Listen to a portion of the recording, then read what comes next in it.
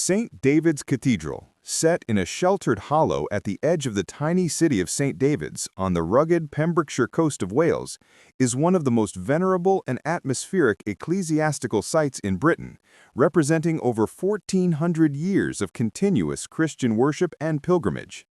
Its origins go back to the 6th century, when St. David, the patron saint of Wales, founded a monastery on this remote headland at the western tip of the British Isles. From here, his ascetic community became a center of learning and missionary activity that spread Christianity across Wales and beyond. And after his death in c. 589, the site became a shrine, drawing pilgrims from all parts of Britain and Ireland, including medieval kings and nobles. The early wooden structures gave way to a succession of stone churches, but repeated Viking raids in the 9th to 11th centuries devastated the community until a new stone church rose under Bishop Sullivan and his successors. Following the Norman conquest of England and the extension of Norman influence into Wales, the See of St. David's was reorganized, and in 1181, Bishop Peter de Leya began building the present cathedral in grand Romanesque style on the same ancient site, deliberately set low in the valley to offer protection from marauders, yet monumental in scale and richly carved. Over the following centuries, the cathedral was enlarged and embellished.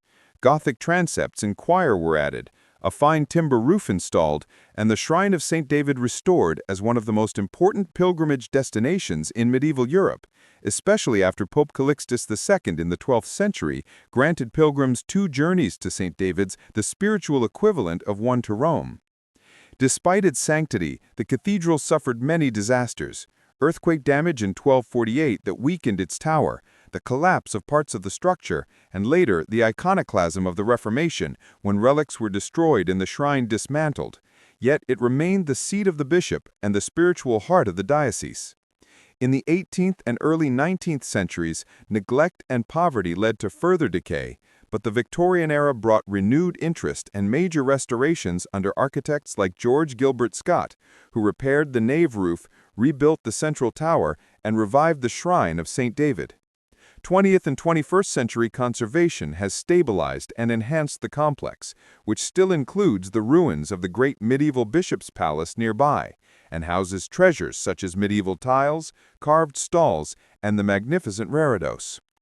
Today, St. David's Cathedral continues as a working church, the seat of the Bishop of St. David's, and the focal point of Britain's smallest city, welcoming pilgrims and visitors who follow in the footsteps of medieval devotees.